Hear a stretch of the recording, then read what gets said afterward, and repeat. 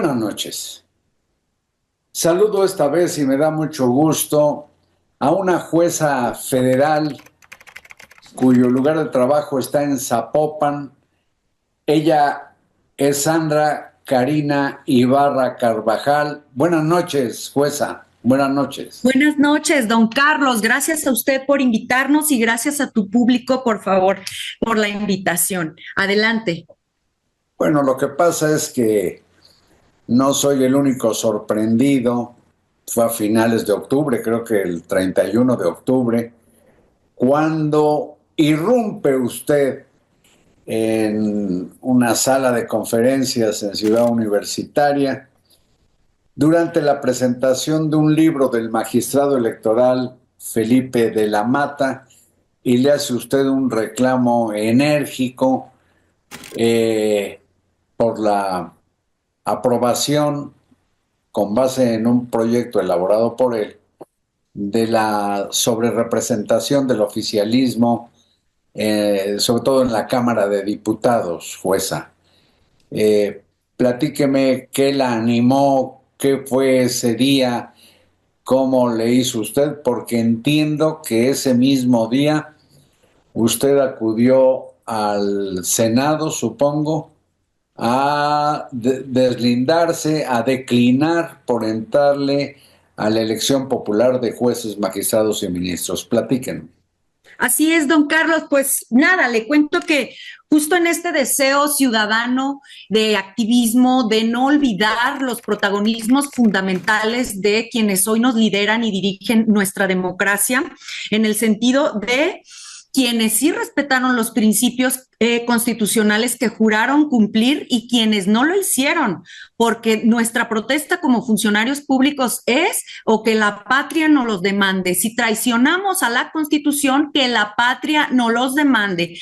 Nosotros, cada ciudadano, integramos la patria porque somos el pueblo. Entonces, justamente sí acudí a la Universidad Nacional Autónoma de México, me enteré que el señor magistrado Felipe de la Mata Pizaña estaba publicando y anunciando su libro Las Heridas, que precisamente paradójicamente habla de las luchas del Estado mexicano y de la ciudadanía para lograr los principios democráticos, cuando su actuación en el Tribunal Electoral del Poder Judicial de la Federación fue realmente traicionando. ¿Por qué digo traicionar, don Carlos? Es importante porque él me contestó después de que me sacaron del aula, porque ni siquiera me permitieron quedar, me sacaron, me indicó que ni siquiera he leído la Constitución, que ni siquiera he leído su proyecto. Pues es que todo fuera, don Carlos, como leer, todos sabemos leer. Si necesitáramos jueces que solo sepan leer, pues hasta una máquina, una computadora nos puede juzgar, pero no es así. Somos humanos, juzgamos humanidad y organizaciones democráticas. Para eso es importante, como lo destacó la magistrada Otalora, realizar una interpretación sistemática y funcional. O sea, señor magistrado de la Mata, no nomás leí, también pienso, también reflexiono y también llego a conclusiones distintas, todo fuera como leer. Entonces, ¿qué significa la interpretación sistemática, Carlos? Interpretar un texto de la ley como parte integral de un todo. Resulta que esa norma que ellos aplicaron no solo es parte de la Constitución, sino que es parte de un bloque integral de derechos humanos que México se comprometió a cumplir. Para eso tenemos un montón de tratados internacionales que tenemos que integrar a nuestra interpretación. Y la funcional, ¿qué significa? Preguntarnos una cosa muy sencilla. ¿Para qué nos sirve una norma? ¿Para qué nos sirve esta regla de la sobrerepresentación? ¿Para qué nos sirve? Para garantizar la pluralidad de ideas, que un parlamento no sea dominado por una sola ideología, ¿cierto?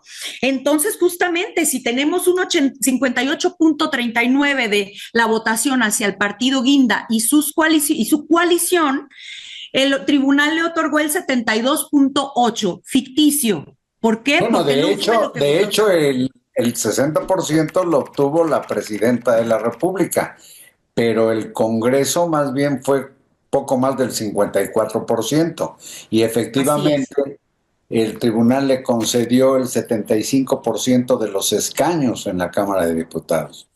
y eso fue fundamental. Pero si me permite, jueza, disculpe que la interrumpe, vamos a ver la manera como usted osó increpar al magistrado Felipe de la Mata. Prometo que voy a escribir una novela histórica del México de hoy. Y usted, señor Felipe Mata, va a ser un protagonista que figurará como el traidor de la democracia mexicana. Usted entregó la democracia mexicana. ¡Bueno, los Yunes y a Felipe también! ¡No lo olvidaremos! ¡Traidor de la patria! ¡Traidores! Le están aniquilando su futuro y sus derechos. No dejen que les roben su futuro. No dejen que les roben su futuro. Bueno, pues que la hayan sacado no me parece apropiado, no me parece explicable. Se pudo haber puesto inclusive más animada la presentación del libro del magistrado. ¿Verdad que sí? Pudimos debatir.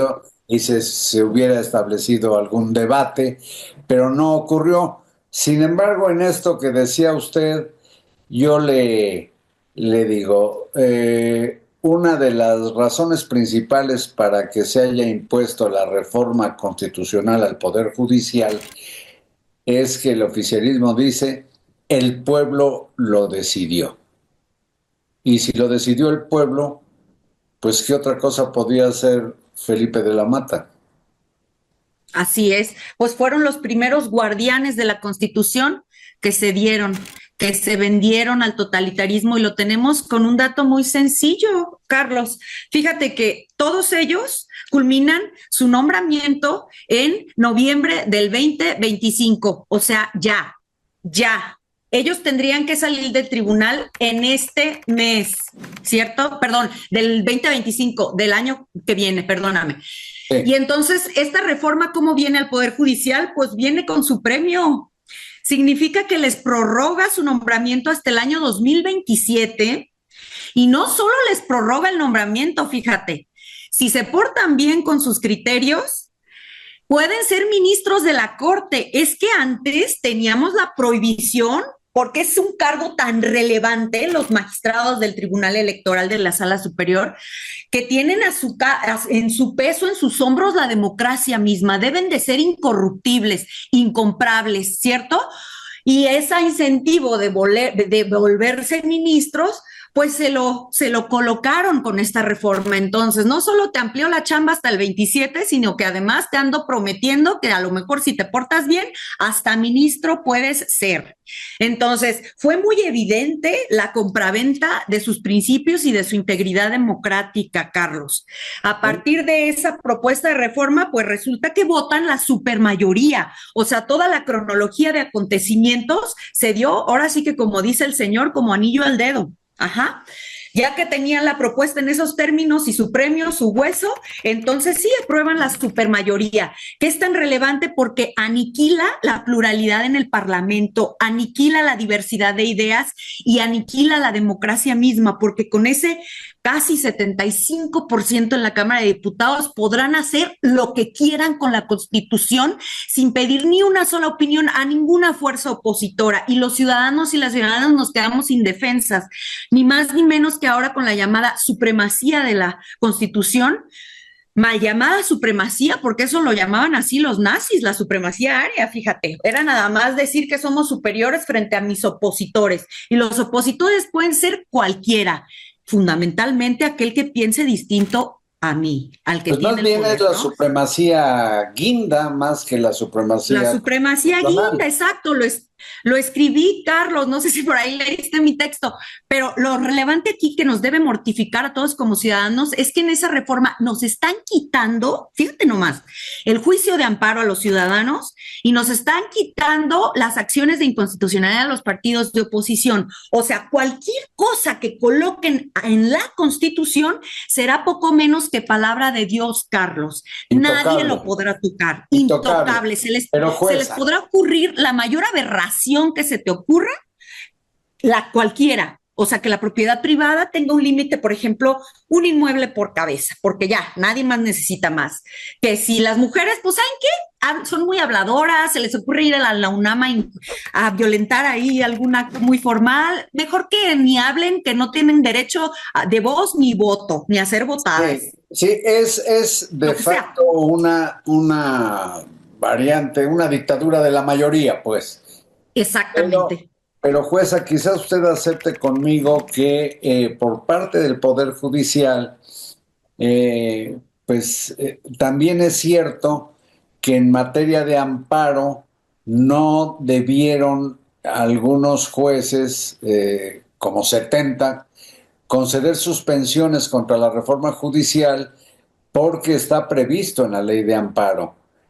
¿Qué me dice usted de esto? ¿No fue presentar un lado flaco? Que de hecho todas las suspensiones fueron desacatadas. Así es. Desacatar una suspensión es un delito federal que se castiga con cárcel, de entrada, ¿no? Pero si la suspensión no procede, ¿no están en falta los jueces ahí que les la concedieron? Antes de contestarte, Carlos, quiero decir algo muy rápido. Nosotros como personas juzgadoras nos damos cuenta cuando un testigo viene a declarar la misma letanía, que lea la Constitución, como ellos, que lea la Constitución, que lea mi sentencia, cuando dicen lo mismo sin argumentar más, porque no hay razones, porque no la tienen. Nuestra conclusión es, pues claro, viene aleccionado por alguien, ¿no? Entonces, justo nos estamos como ciudadanos enfrentando este adoctrinamiento diario, porque además tienen todo el aparato estatal de comunicación y de bombardeo diario para decir, sacan un articulito de la ley de amparo que dice, el amparo no procede contra reformas a la Constitución. Claro, pero todo fuera como leer, volvemos a lo mismo, no basta leer una línea de una ley. Esa línea se interpreta sistemática, engarzándola con un paquete global. Que además supongo que debe tomarse en cuenta no solo el texto, sino el contexto que se está viviendo. El texto y el contexto. Y parte del contexto es, tienes a tu Constitución, que es la norma máxima, y tienes además un montón de tratados internacionales que tutelan derechos humanos. ¿Y cuál debes aplicar? La que le dé más derechos, la que amplíe con mayor medida los derechos humanos. Y no los acorte. Jueza, el tiempo de esta emisión se está agotando. Yo le pido que permanezca aquí y continuamos hablando, ¿sí? Claro que sí. Muchas gracias a Sandra Karina Ibarra Carvajal, jueza federal con residencia en Zapopan. Muchas gracias a ustedes y hasta mañana.